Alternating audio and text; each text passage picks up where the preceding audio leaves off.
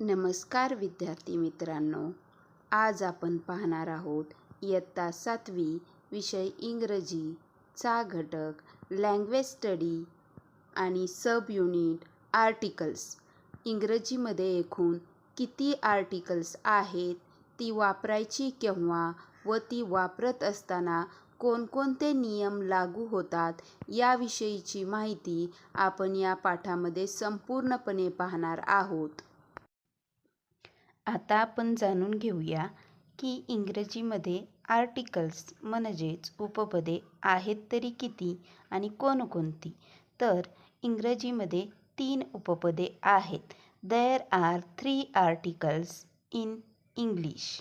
आणि आता आपण जाणून घेऊया की ही जी 3 उपपदे आहेत ती कोणत्या 2 उपप्रकारामध्ये म्हणजेच सब टाईपमध्ये विभागली गेलेली आहेत.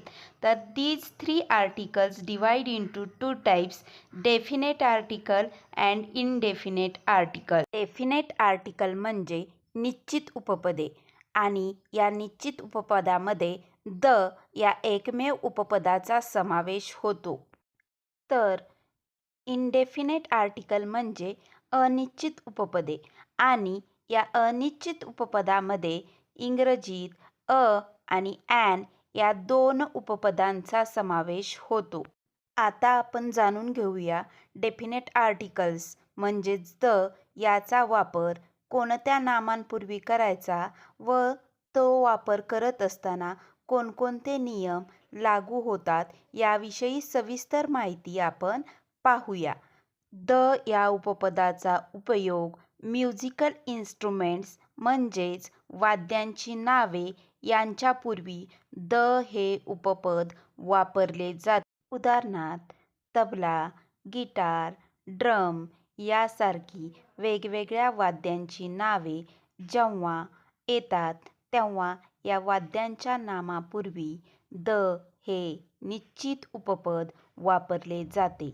म्युझिकल इन्स्ट्रुमेंट नंतर द या आर्टिकल्सचा वापर माउंटेन्स नेम म्हणजेच पर्वतांची किंवा पर्वतरांगांची नावे जेव्हा वाक्यामध्ये येतात तेव्हा त्या नामापूर्वी द हे निश्चित उपपद वापरले जाते. Musical instrument and mountain name नंतर डेझर्ट नेम म्हणजेच वाळवंटांची नावे जेव्हा वाक्यामध्ये येतात तेव्हा त्या नामापूर्वी देखील द हे निश्चित उपपद वापरले जाते. वाक्यामध्ये जेव्हा नद्यांची नावे म्हणजेच रिव्हर्स नेम येतात तेव्हा देखील त्या वाक्यातील नद्यांच्या नावापूर्वी द हे आर्टिकल म्हणजेच उपपद वापरावे. नद्यांबरोबरच समुद्राची किंवा महासागरांची नामे आल्यास त्या नामांपूर्वी देखील द हे उपपद वापरावे म्हणजेच use the article before sea and oceans name. तसेच रेल्वेंची नावे, विमानांची नावे यांच्या नामापूर्वी देखील द हे आर्टिकल वापरावे. दिलेल्या वाक्यात डायरेक्शन अँड सब डायरेक्शन म्हणजेच दिशा आणि उपदिशा यांची नामे देखील आल्यास त्यापूर्वी द हे उपपद वापरावे.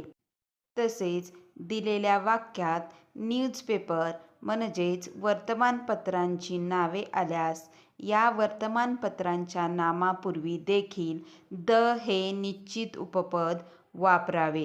तसेच दिलेल्या वाक्यात वेगवेगळ्या धार्मिक ग्रंथांची नावे आल्यास या धार्मिक ग्रंथांच्या नामांपूर्वी देखील द हे निश्चित उपपद वापरले जाते. वरील सर्व गोष्टींच्या पूर्वी तसेच जगातील एकमेव असणाऱ्या वेगवेगळ्या भौगोलिक किंवा खगोलीय वस्तू दाखवण्यासाठी देखील द या उपपदाचा वापर केला जातो.